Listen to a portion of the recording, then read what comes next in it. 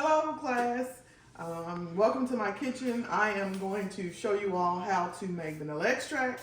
I am an avid baker and I figured it'd be pretty cool to show you how I make one of the ingredients that goes into everything that I bake. Cakes, cookies, pies, brownies, all the things. So first with our ingredients, we have 80 proof vodka, any kind will do. Then I have a jar to put the vanilla extract in, a funnel. We have our Madagascar vanilla beans. I have a scale, gloves, I have a knife and a cutting board.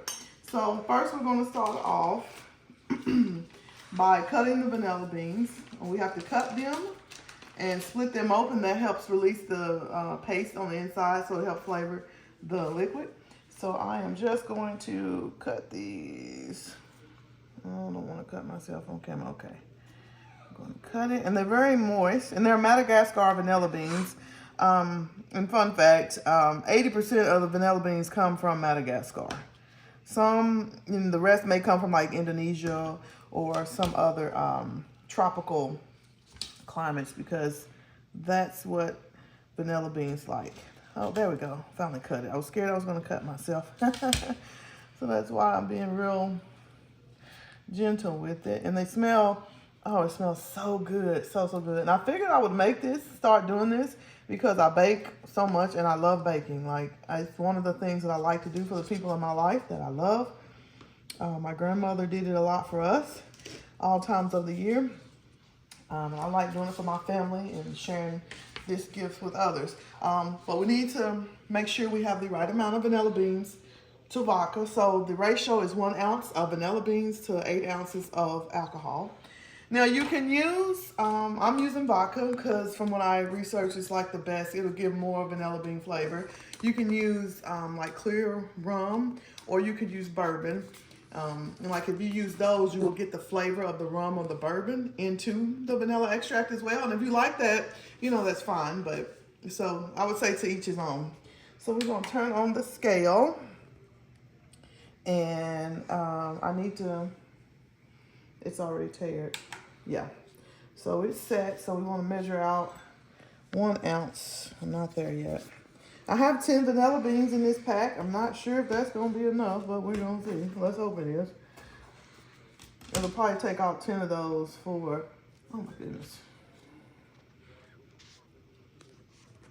to work for this recipe. Oh, it's 0.2 ounces. Yeah, it's probably going to take all of these. So I'm going to keep cutting these up.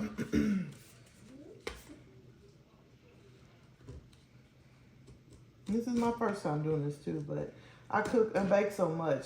And I looked up a lot of recipes for this, and I was like, oh, this would be pretty simple. But it'd be something cool to teach you all, because I didn't know what else to teach, to be honest. But since I love baking, this fits perfectly.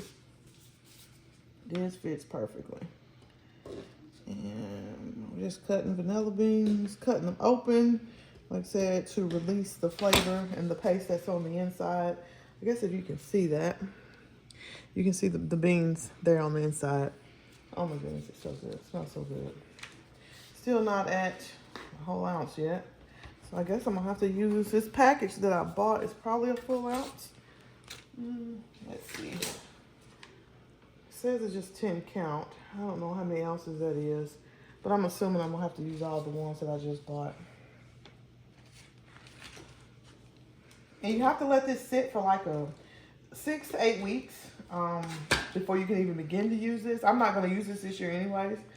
But for maximum effectiveness, you have to let it sit for a year. So that's wild in my mind, that you got to let it sit so long before you can even use it, which is, it's crazy. But like I said, I won't be using it this year because I already have store-bought vanilla extract in the refrigerator. In my pantry. So we don't have to worry about that. And I'll go through some fun facts about vanilla beans while I'm doing this. So vanilla originates from the pods of the orchid Vanilla planifolia. I think I'm saying that right. and it is native to Mexico. And vanilla bean was considered more of a luxury item for like the Aztecs. It was reserved for like royalty and warriors. They would put it in their coffee to drink to give it a really good, rich flavor. It gives whatever you're putting it in a very rich flavor. It helps bring out the sweetness in whatever you're making. So I've never not used vanilla when I'm baking something, so I can't say what something would taste like without it because I've never not used it. And my grandmother didn't either. And she was one of the people I learned how to bake from just by watching her. I caught a lot from just watching her and spending time with her growing up. Vanilla beans were brought to Europe in the 1500s by the Spanish conquistadors. And it's a very labor-intensive process. As you can see, I'm having to cut these and split them in order to make the extract. The flower must be hand-pollinated within 12 hours of blooming. Hand-pollinated. And I've tried to grow things before and hand-pollinate them. It was never fun. So it's a very labor-intensive process from start to finish. And like I said, most vanilla beans, 80% come from Madagascar. And Madagascar is...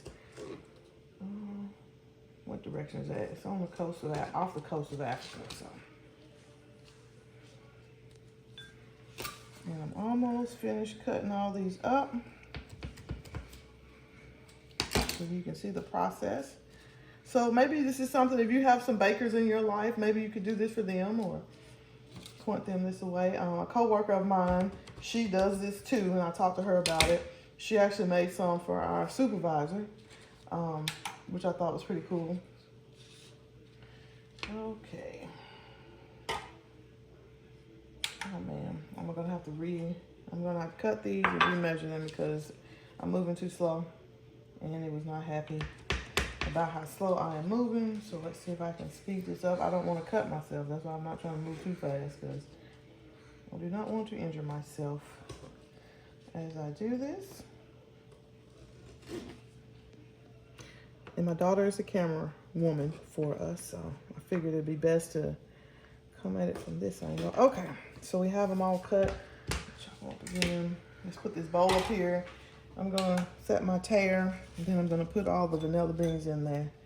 Oh, that's 0.9, so it's almost an ounce. That's good enough for me. So we're gonna move this out of the way. So I said we want 8 ounces of liquid to 1 ounce of vanilla beans. Take this off, and before I started, I made sure to clean and prep my work area because that is very important. And I have a paper towel down too, but I did clean and prep my area. That is important. And normally I wouldn't wear gloves. I just wash my hands a lot when I'm baking and stuff, but for the purposes of this video, I have gloves. So I'm doing 8 ounces of vodka.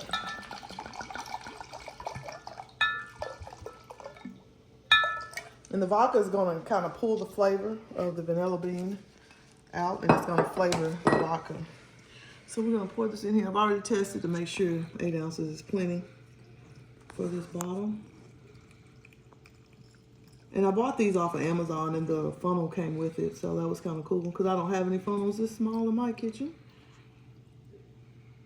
All right, there's 8 ounces of vodka. Now, I will store this in a cool, dry place, and I will make a label, and I will store this in a cool, dry spot, more like in my pantry. It stays pretty cool on the first floor of my house. Today is the 27th. Vanilla extract. Okay. And a few other things about vanilla extract. The main compound in it is vanilla, and that's kind of what gives it its flavor. And it also has 2 other additional flavor compounds. So that's why you have such a rich, deep flavor with vanilla. You can get pure vanilla extract, which is what we just made, or imitation vanilla extract. Now, vanilla imitation is usually derived from wool pulp, coal tar, or clove oil. And I made the mistake one time of buying imitation vanilla for my granny when she was baking, and she was not happy. I was like, but Granny, what's the difference? It all looks the same. No, there is a difference. You can kind of taste the difference. in pure vanilla extract versus the imitation extract. So if you're baking, always use vanilla extract. And just like a fine wine, so to speak, vanilla extract will get better as it ages. So I will come and kind of just turn the bottle up and down like this, and then put it in my cabinet, and I'll do this a couple times a week. And like I said, it has to sit for at least 6 to 8 weeks. It'll be probably this time next year before I can actually use it, because that will give it its maximum flavor. And I hope you enjoyed this video and that you learned something new about vanilla extract. Thanks.